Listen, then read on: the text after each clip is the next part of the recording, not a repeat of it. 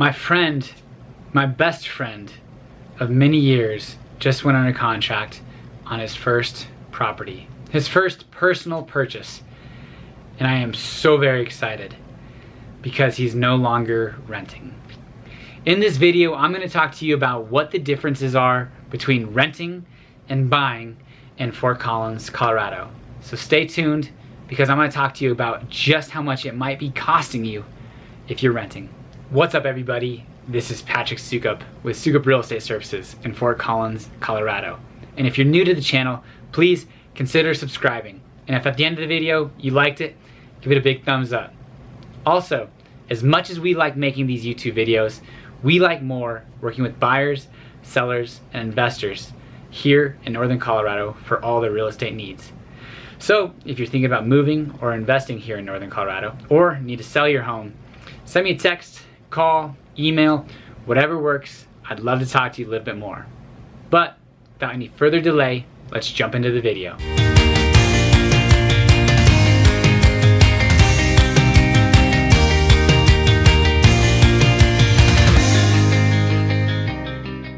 Honestly, I probably shouldn't give renting that much crap because I do have a fair amount of investment properties that I would love for the renters to stay forever and pay the rents, take care of the properties. But there are absolutely some pros to renting property, which one of them, probably the biggest pro or second biggest, would be flexibility. Signing a year-long lease comparatively to a 30-year mortgage. That means after 1 year, you give your landlord notice and you can move on to your next stop. Or you might be able to find a shorter lease even, 3 months, 6 months, 9 months.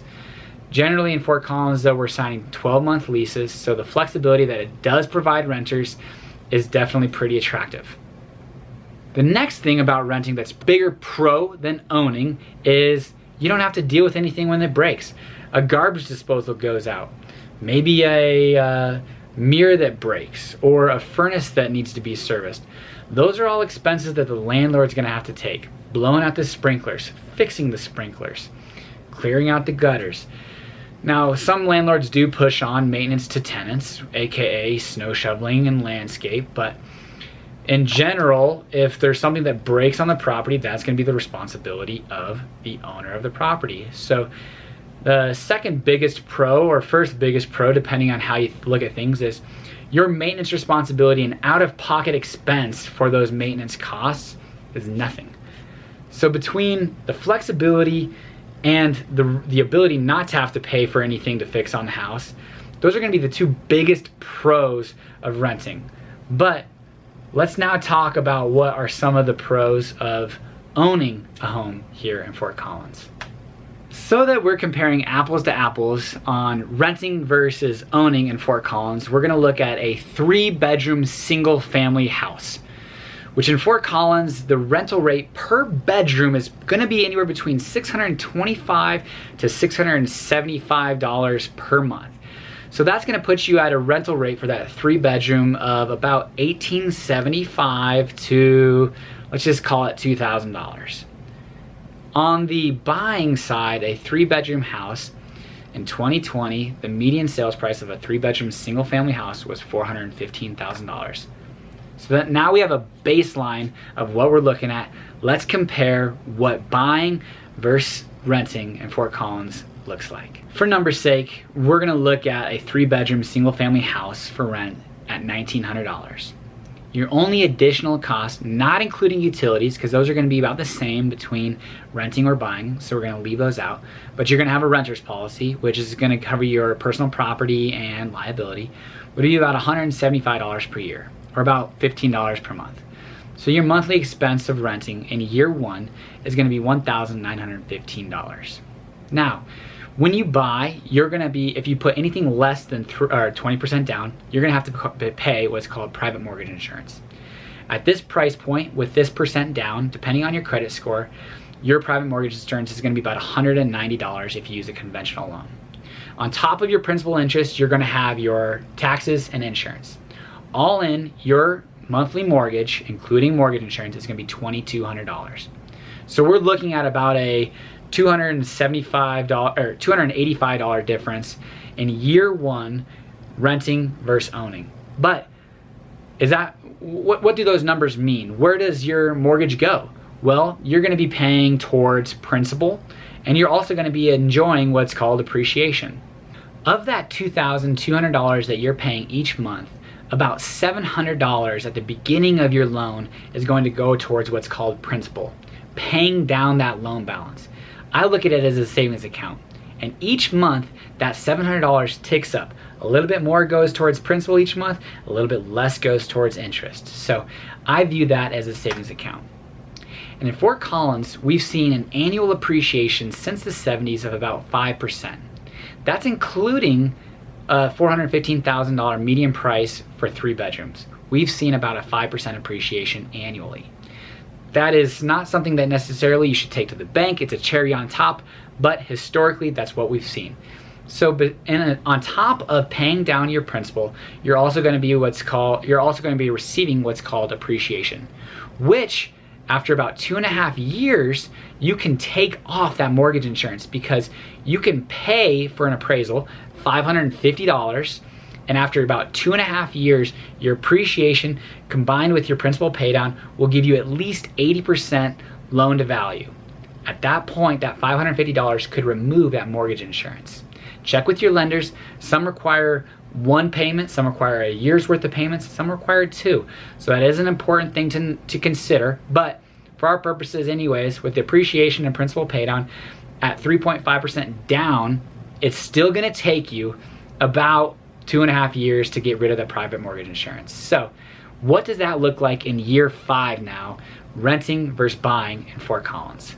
Considering the private mortgage insurance drops off at about year 2.5, after 5 years of renting versus 5 years of owning, here's what the breakdown is.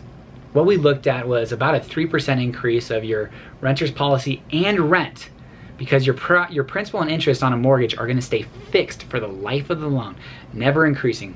Your property taxes and insurance will increase. We looked at about a 3% increase for your insurance and a 5% increase for your property taxes to go along with your property values.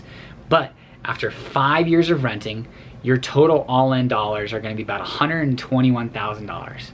Now, versus owning, you're going to be at about $128,000 for owning. That's how much it's going to cost you to own versus cost to rent over 5 years. A $7,000 increase or difference in favor of renting. It's going to be $7,000 less for you to rent in Fort Collins than own.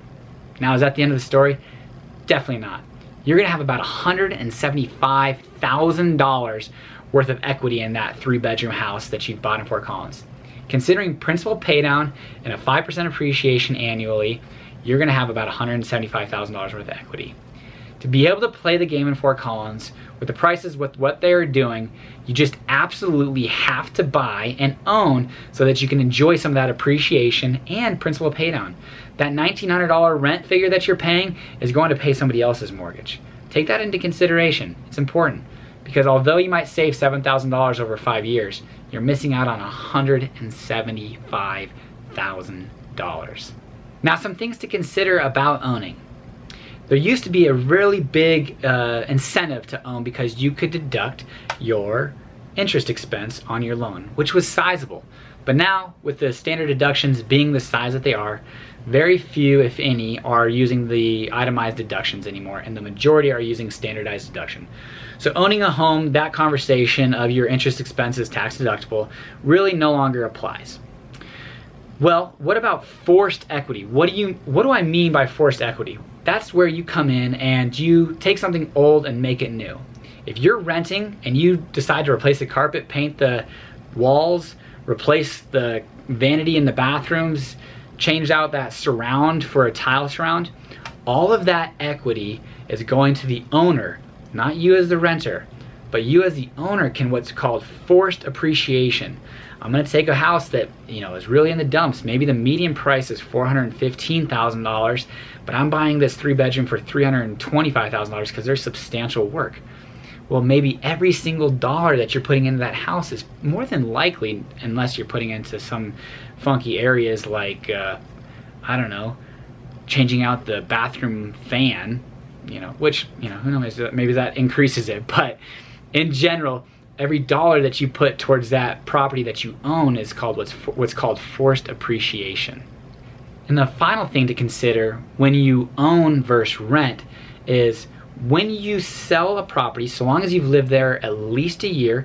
Now check with your tax accountants because this could change and alter and vary, but from my understanding, so long as you have lived there a year, you can take up to a $250,000 gain if you're single, or $500,000 if you're married, tax-free.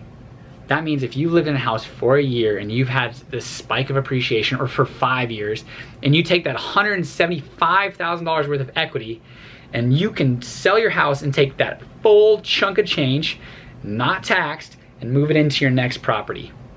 Where are you gonna get the ability to do that? Anywhere but owning your own property. This does not apply to rentals, but only owner-occupied properties. So the last benefit from owning is being able to take the sale proceeds and move it into the next house. So maybe buy an entry level to begin with, knowing that, hey, you know, it's gonna be 3 to 4 years before we buy our next house, but we're gonna take that chunk of change and roll it in. I'm working with a client right now that absolutely was able to do that, take a humongous chunk of change and move it into a new house that is a huge step up, but the down payment is gonna be about $100,000. Where else can you get just an extra $100,000 over 5 years? So there you have it, folks. The difference between buying or owning and renting in Fort Collins, Colorado specifically. If you have any specific questions or curiosities about where I came up with my numbers or specific situations to you, feel free to reach out, send a comment down below. I'd love to talk to you, engage, interact. And again, if you're looking at relocating or moving to Fort Collins, send me a text, email, call. I've got your back, and I'd love to work with you here in Fort Collins, Colorado. Until next time, everybody, take care.